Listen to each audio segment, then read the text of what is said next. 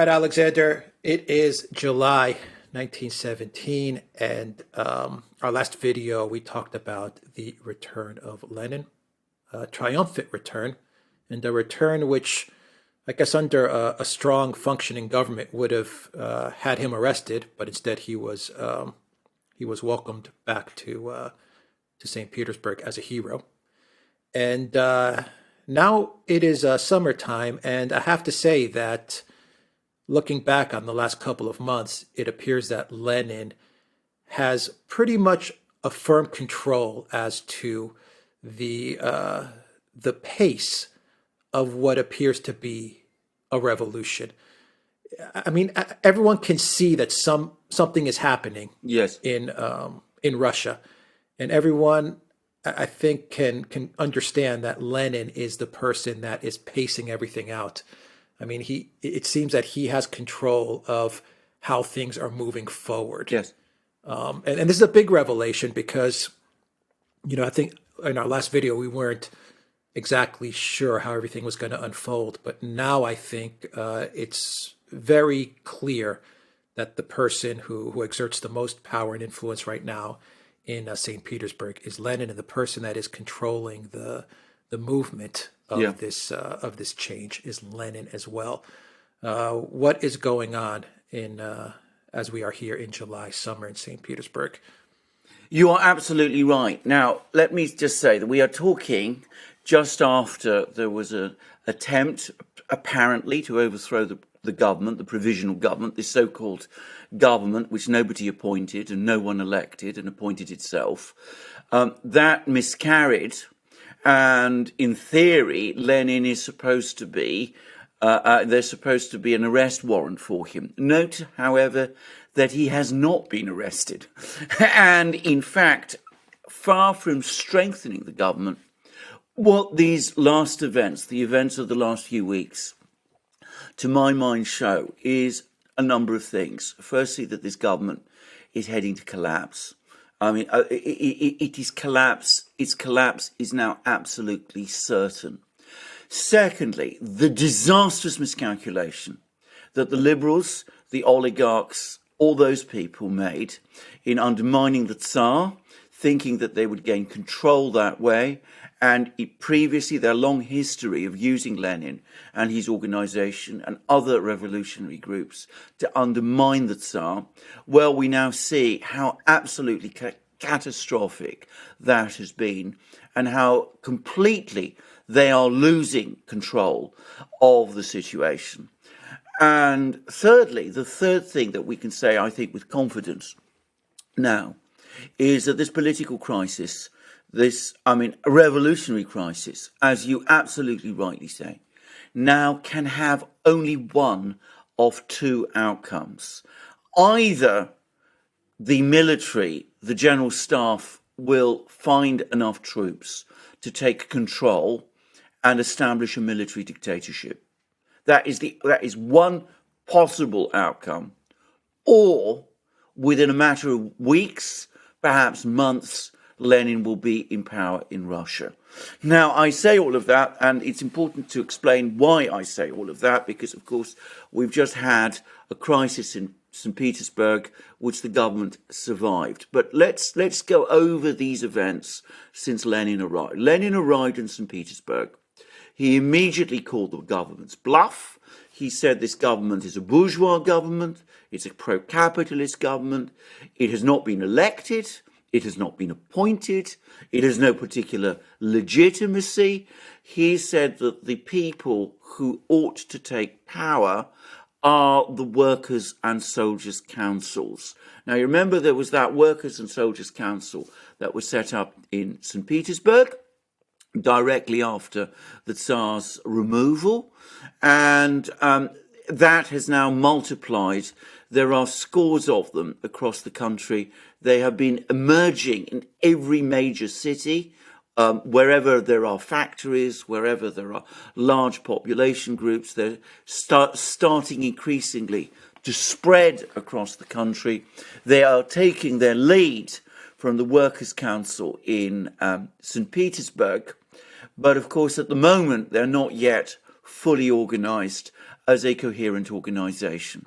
So Lenin said that it is this organization, the Workers' Council in St. Petersburg and its allied councils across Russia, which should take power.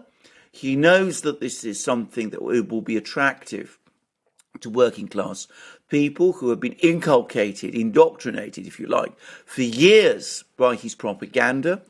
And he believes, and I am absolutely sure that he is right, that eventually, if the Workers' Councils take control, because he has by far the best organization amongst Russia's working class and in the army and in the navy, eventually he will take power too. So that was the program that he outlined in April. And it had an immediate galvanizing effect. Within days of Lenin's arrival, you saw this government which Lenin called its bluff, said, it doesn't have any authority, doesn't have any legitimacy. No one elected it. No one appointed it. It is the creature of the capitalists. And be very clear, when Lenin talks about capitalists, what he specifically means in a Russian context are the big oligarchs who control the Russian economy, who undermined the Tsar, who run the liberals in the Duma, and who essentially pull the strings behind this particular government. Those oligarchs, those same oligarchs, which have been quietly bankrolling Lenin himself for all these years, allowing his organization to operate in their factories because they thought that way they could control, they could exert pressure on the Tsar. So that's when he says this is a capitalist government, he means it is a government run by these oligarchs. A fact which is universally recognized across Russia. So the moment he did that, we had a massive government crisis. And then someone leaked to the media in Russia the government's war aims, because the government has said up to now that it's not actually interested in pursuing this war with a view to achieving annexations, it doesn't aim to spread Russia's power. It merely, what it wants, it's endorsing the policy of the left-wing parties that, it wants a war which will end in a peace without annexations and indemnities. In other words, Russia will forswear conquest. And this is not an imperialist war, as Lenin would call it, a war of conquest. It is a war basically to return to the status quo. And what has happened is that someone then leaked to the media, and this is, I'm sure, again, someone sympathetic to Lenin's organization. And remember, the civil service is riddled with people who are sympathetic to Lenin. He's got a very well-organized organization. Somebody leaked to the media documents which actually showed that the government is still committed, the oligarchs are still committed to the Tsar's war aims. They still aim to take control of places like Constantinople, that Russia is, in other words, still waging what Lenin characterizes as an imperialist capitalist war. Well, that provoked massive protests, massive demonstrations in St. Petersburg. Lenin was in his element. Lenin largely organized these protests. I mean, you're not going to hear people say that, but he is the driver behind this. He is orchestrating all these events. I mean, he is a virtuoso at this sort of thing. So there was a huge protest in St. Petersburg. The government disintegrated.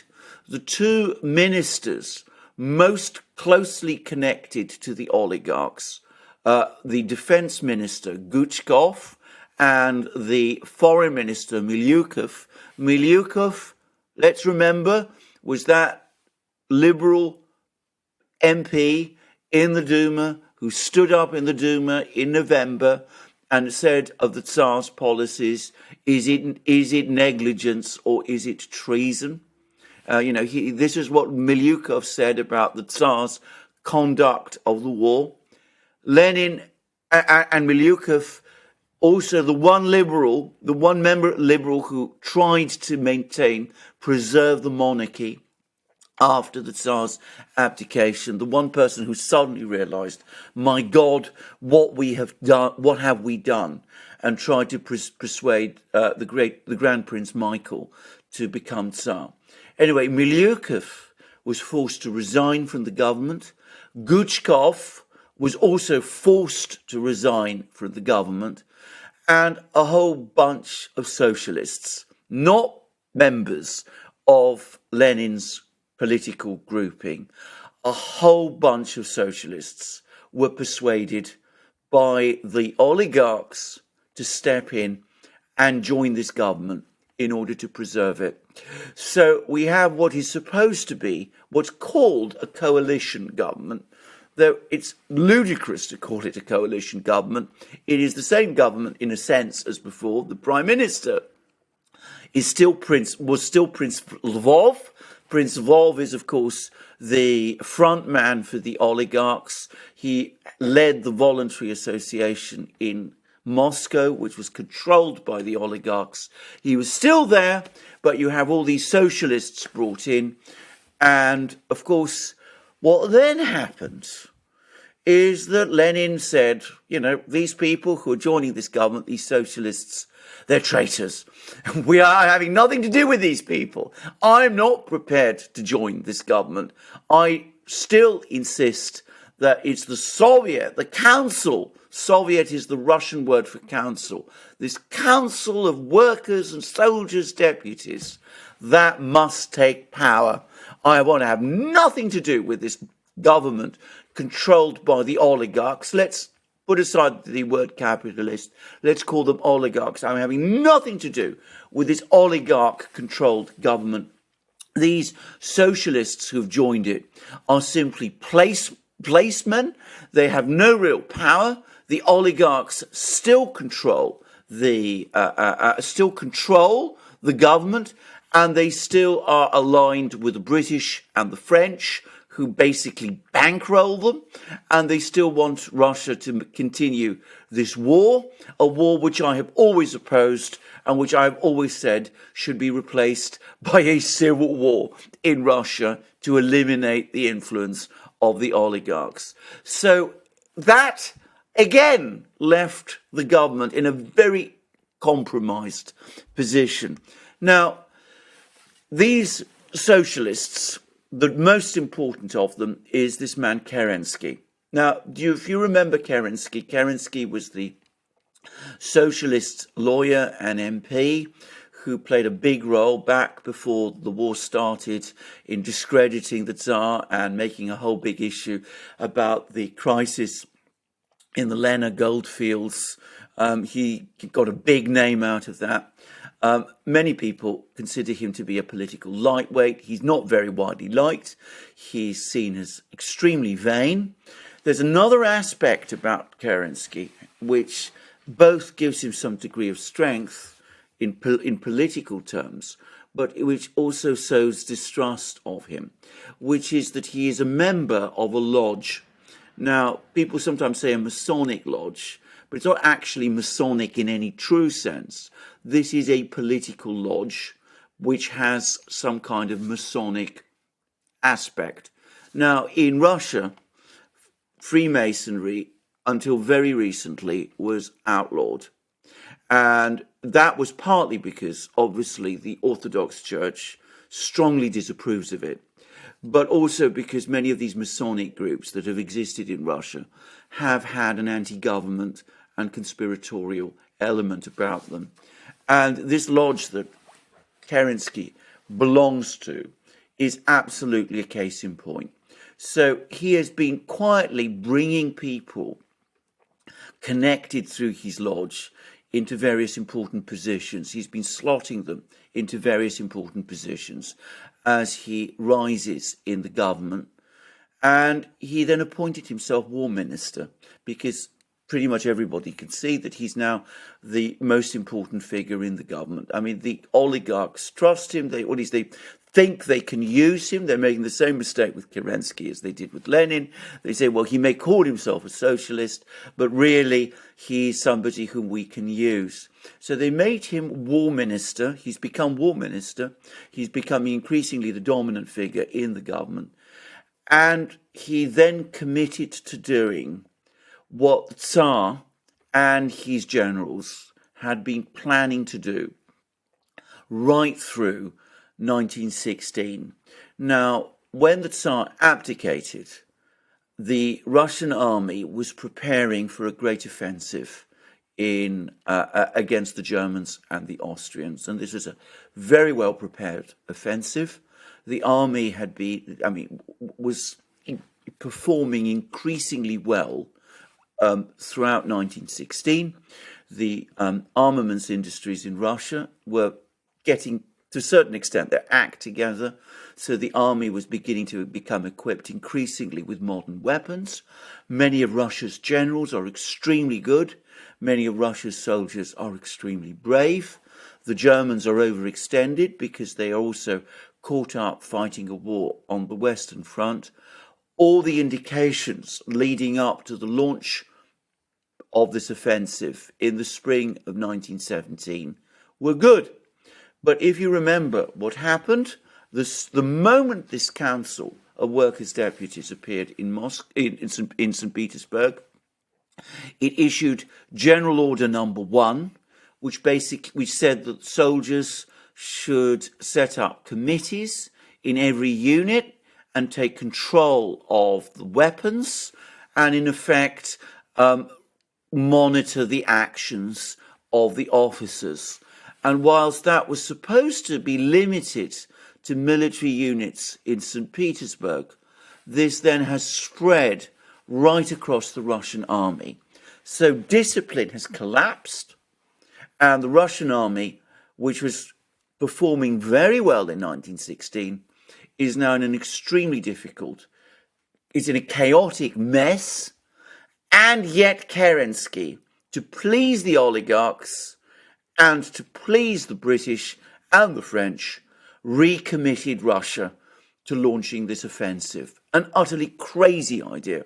So in June, he launched this offensive. As I say, he's a very vain man. He toured the army. He went all along the front. He made rousing speeches, which nobody paid much attention to. He persuaded himself that, the soldiers would be enthused by his rhetoric and his oratory. He launched this offensive, and the offensive was a complete disaster because the army that the Tsar and the generals have created has essentially fallen apart. And throughout June and July, the army disintegrated. The Germans went on a counteroffensive. Territory was lost. Vast losses were suffered. This has provoked another government crisis in St. Petersburg itself. There were massive protests against the government in the streets. The workers, and joined by many soldiers and by the sailors from the fleet, demanded that the Council of Workers' Deputies take power, and it looked for a moment as if the government was about to fall. The reason it didn't fall is that at the very last moment, Lenin backed off and pulled back on this uprising. And the reason he did that, and I'm going to discuss this now in more detail after we've discussed this further, is that he has not yet got full control of the Council of Workers' Deputies. He is not yet fully in control of it. So he wants power, obviously. He wants power through the Council of Workers' Deputies. But because the council isn't yet controlled by him, though he is confident, and I'm sure he's right, that it will be very soon, he backed off. And the result was that this uprising, which looked like it was going to sweep the government away, then dissipated in a great deal of confusion. The government was then reorganized again Kerensky now became prime minister. He's now prime minister. Lvov, this ineffectual prince, who was, as I said, the front man for the oligarchs, has been shunted aside. There's been an arrest warrant issued against Lenin. It has not been executed. Nobody quite knows where Lenin is. There's reports that he's floating around St. Petersburg and that he might be thinking of going to Finland. The fact that the government is incapable of arresting him, even when they've issued an arrest warrant, shows how little control they actually have over the situation. And the events of July demonstrated that this government is now living on borrowed time. Is it fair to say that Kerensky is a Freemason? I mean, is that what you were getting at, real quick? Yeah, absolutely. He is a Freemason. I mean, it's, as I said, a highly political lodge. Doesn't come across to me as a particularly spiritual or religious man, but that there is this lodge, that this is incontrovertible. In Russia itself, it's not disputed. I mean, and if you look at the kind of people, as I said, he's been appointing, they clearly belong to this lodge, of which he seems to be the leading light. Okay, very interesting. So the oligarchs were putting the liberals as a front in the government in order for them to retain power, and when the liberals didn't work out, they then had to move even further left to the socialists. Yes.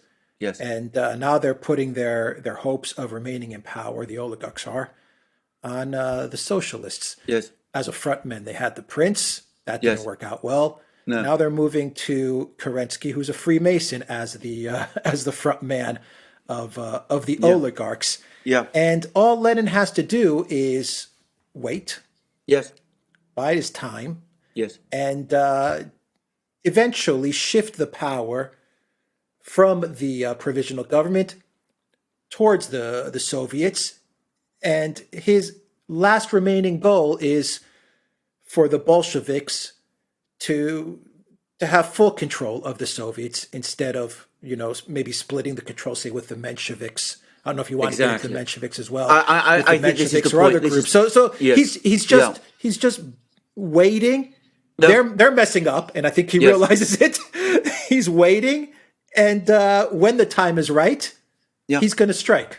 He's biding his time, and you're absolutely right. Now, this is what is holding him back is that when the Tsar abdicated and the Council of Workers and Soldiers Deputies, I'm going to call it the Council because, as I say, Soviet is a Russian word, and it's got all sorts of other meanings as well. But this Council of Workers Deputies was set up. I've absolutely no doubt that the people who instigated the setting up of this council were the local activists in the factories and in the residential blocks and barracks and places in among the working class people in St. Petersburg, and most of those are loyal to Lenin. The reason, however, that Lenin is holding back is because the big names of his organization, people like himself, he was in Switzerland, others like Stalin, who is increasingly looking, by the way, as his right hand, and other people like Sverdlov, they were either in prison or away from St. Petersburg.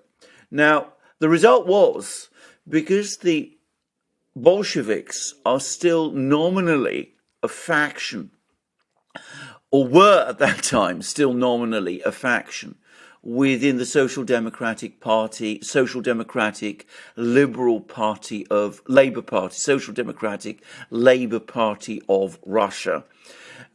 There was an absence of big-name Bolsheviks in St. Petersburg to actually take top positions within this council.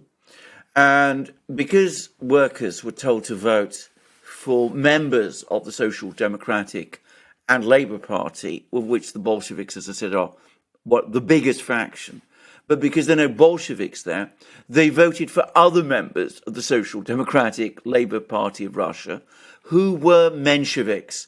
Mensheviks is this other, much smaller faction now within the party, who, generally speaking, have supported the war, who are what you might call European-style social democrats. They don't particularly want to take power. They don't particularly want to run the country. Their dominant figures in St. Petersburg are two people, one called Tsereteli and the other called Shchedze. Both of whom, by the way, are Georgians. They're not Russians. But anyway, they were in St. Petersburg. So because of the absence of the big name hitters in the Bolshevik party in St. Petersburg at that time, Tsereteli and Shchedze were appointed to the leadership of the council. Now, Lenin doesn't want those two people taking power, through the council. He wants to be the one who takes power. And what is helping him, and what became blindingly obvious in July, is that these people, the Mensheviks, people like Shchedze and Tsereteli, they don't want to take power either. Now, so even though nominally this crisis in July, this uprising, failed, it's actually worked, in my opinion, to Lenin's advantage. Because on the one hand, it's exposed the extent to which the government really has no support in the capital. It functions entirely in a vacuum.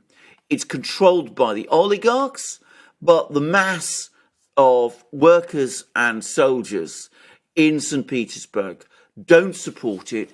It has no legitimacy, no authority. There has been no legitimacy or authority ever since Nicholas was tricked into abdicating. And I use the word tricked.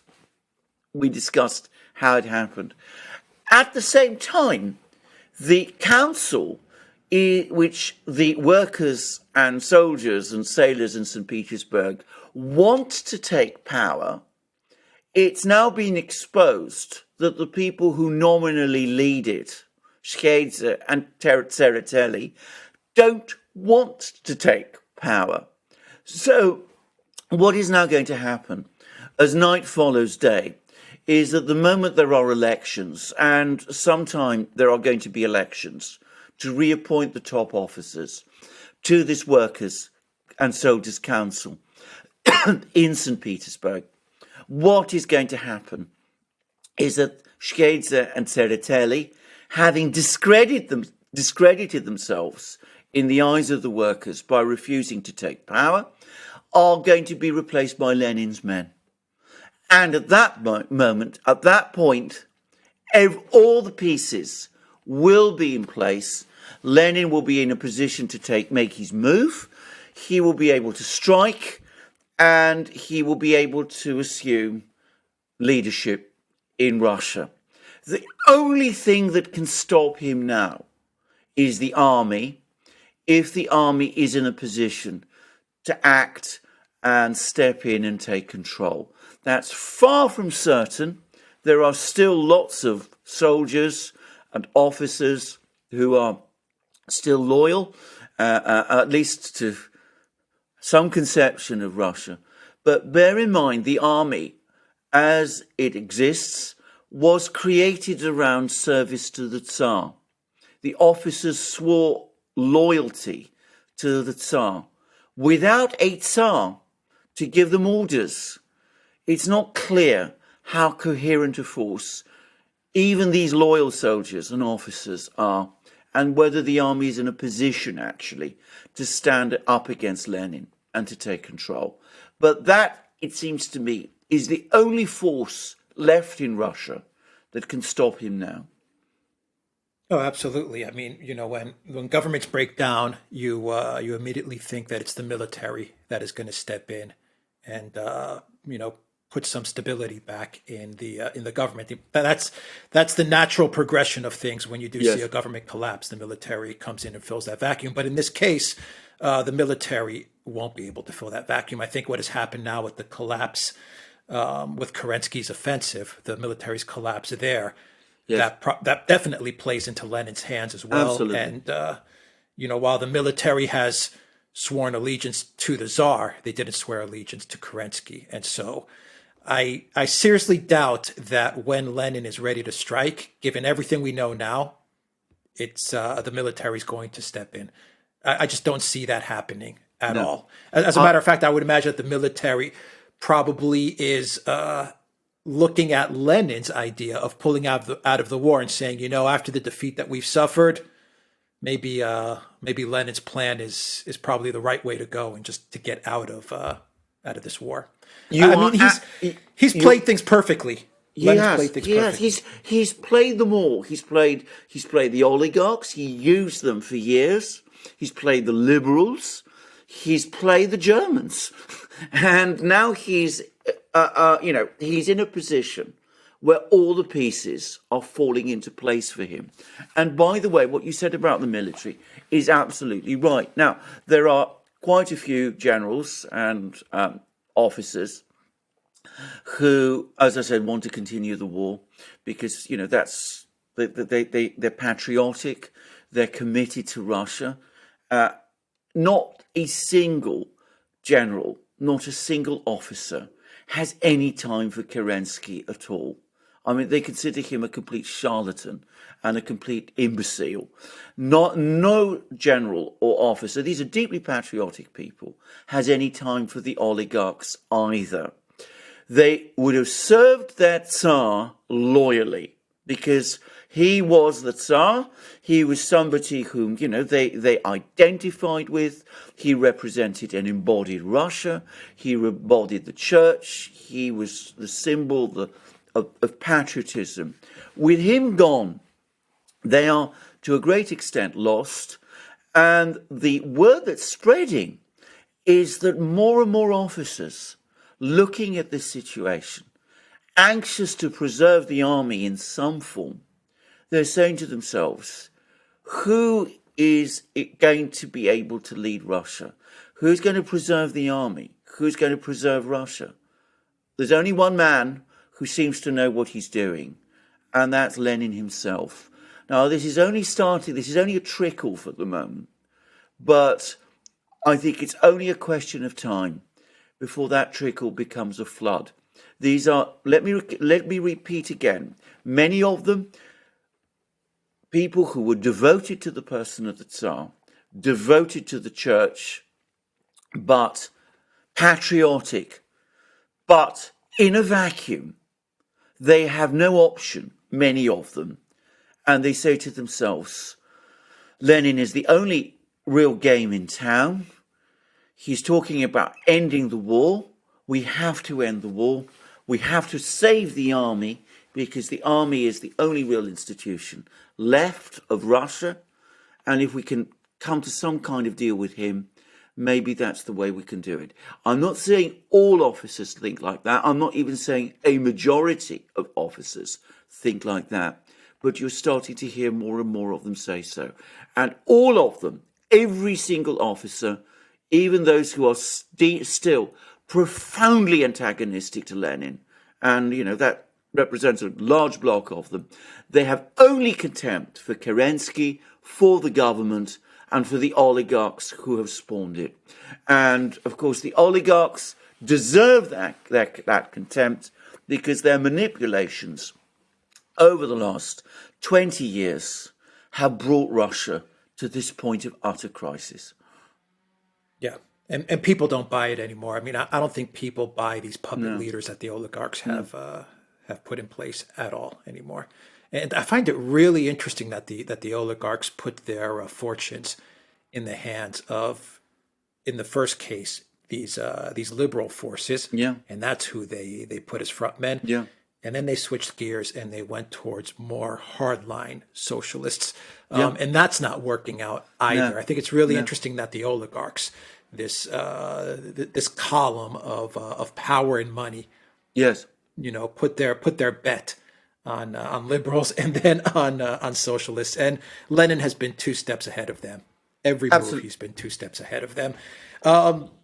Absolutely. You see, We the said it other in a video we did a while ago as well, Alexander. yeah, We said there were two forces. There was the Tsar and there was Lenin. The minute they yeah, took the Tsar out, the only form of leadership you had left was Lenin. And you absolutely. may want to actually explain where the Tsar is as well. Well, What's indeed, going on with the I Tsar? will indeed. But bear in mind, given that the only alternative for the oligarchs is a military dictatorship, the oligarchs do not want a military dictatorship because the first step the military will take if they seize power is arrest the oligarchs. So, I mean, from that point of view, the oligarchs are now in a very, very bad mess. They have Can I fermented ask you this a quick? crisis over decades, and now they find that they have no one that they can reliably use. They are forced to turn to socialists. I mean, incompetent, corrupt, Right. charlatan type socialists, but they have no one else.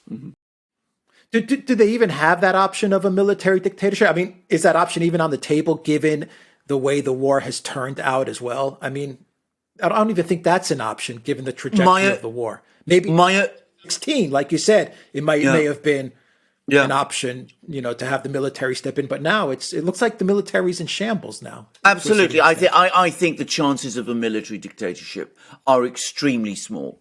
Even if you could find enough troops to march into St. Petersburg and to try and gain control there, which is debatable, but even if you could, it's far from clear that the military is in any position now to control Russia and that the military would hold together if it tried. So I think the chances of establishing a military dictatorship are small and diminishing by the day. But let me say once, for one last time, this is the last throw, in effect. If you don't do that, and if that doesn't happen soon, and I'm talking about weeks, if the military doesn't step in soon, then Lenin is going to take power, and give the man his due. He's utterly focused. He's relentless. He's single-minded. He is totally ruthless. And I mean, I think, we mustn't underestimate how completely ruthless he is. I mean, he's not the kind of person who will stop at anything.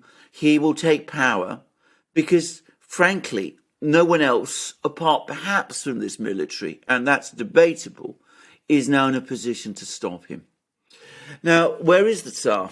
Where is his family? Where the answer is under arrest. There is supposed to be an investigation into his misdeeds. There is supposed to be an investigation under. This is all Kerensky is doing. I mean, the Kerensky is, as I said, Kerensky still carries on this feud against Nicholas, which is a leftover from the world that has existed before Nicholas abdicated.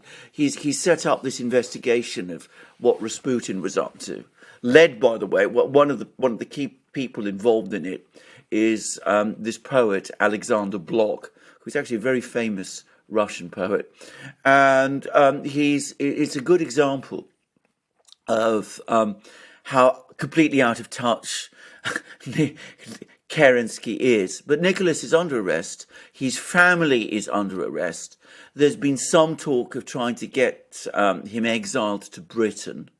And the British are not taking him. And this is causing a lot of anguish and surprise because the King George V, is categorically refusing to have his cousin Nicholas come to Britain because he feels, King George V fears, that this will be unpopular with the working class in Britain, who supposedly are also getting restless.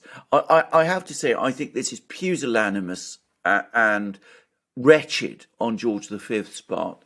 And it does make me wonder whether there aren't some kind of personal issues between him and Nicholas that we don't really know about.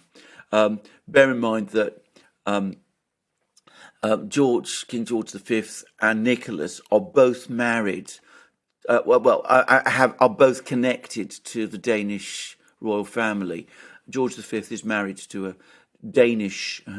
Is the son of a Danish princess, and of course, so is Nicholas. But so there may be some family issues that I don't understand or aren't clear to me. But it is a known fact that there are many members of the British royal family who are utterly scandalised by all of this. It's also well known that there are members of the British government who are horrified. But the king is saying emphatically no. And he's very stubborn and he won't change his mind. And I have to say this, one has to fear for Nicholas and for his family, because if Lenin comes to power, I said that this is an utterly ruthless man. Utterly ruthless man. And remember, he has a grudge against the Romanovs because his brother was executed, because his brother was attempted to murder a previous Tsar. So if Lenin takes power, I mean, the consequences for Nicholas and for the family could be dire. I mean, Lenin would have no hesitation in ordering their execution if it came to that. And he's perfectly capable of doing it. Kerensky isn't, but Lenin most emphatically is. The only thing that might keep Nicholas alive is if Lenin could find some use for him. And that, I have to say, is an extremely difficult thing to imagine. So, with Lenin looking like he's going to take power very long, Nicholas's fate and that of the family, and if Lenin wants to give an order to kill Nicholas, he's perfectly capable of ordering the whole family executed. I mean, he's that kind of a man. I mean, it could happen.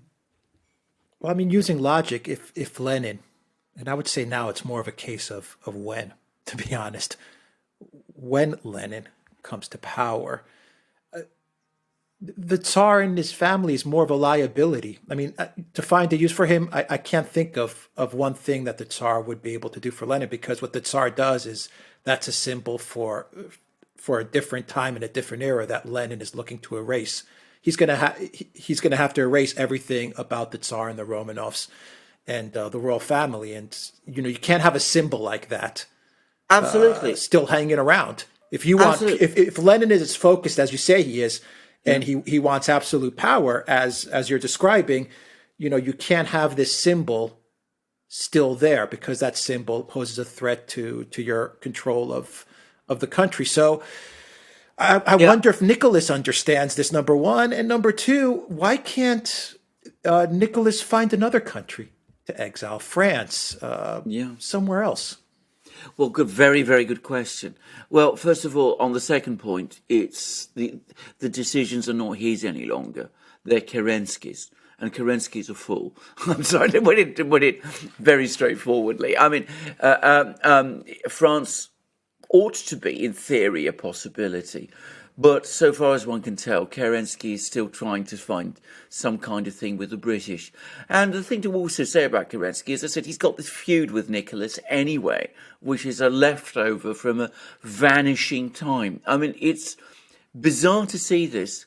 And you're quite right about Lenin. What Lenin wants is year zero. He wants to wipe out everything that was, so that he can move forward with what will be. He's got a very, very clear vision of the kind of society he wants to create in Russia. And Nicholas and the past have no part in it. So, this is the kind of man we're talking about. And it's the kind of man who has been empowered by the liberals and by the oligarchs over decades. I mean, they've built him up, they've created him, they've allowed his organization to develop, they've undermined the Tsar. They didn't understand what doing that would produce. They didn't understand what undermining the whole structure of government and political life in Russia would result in. They've destroyed the constitution, they've done away with the parliament, they've demoralized the police, they've broken the army, and now they find that, they have the tiger at their door, and there's no one there to take the tiger away. Exactly. The oligarchs built this monster, and now the monster's about to eat them. Plain and simple. Plain and simple. Yeah, I think that's the looking back on all the news that we've been reporting. That's pretty much the theme, is that the oligarchs have destroyed everything in order to stay in power, and they've built up this this man and this movement, and now this man and this movement is going to do away with them. Period. Absolutely. Period. Yeah. All right. We'll leave it there, everybody. TheDuran.locals.com. Take care.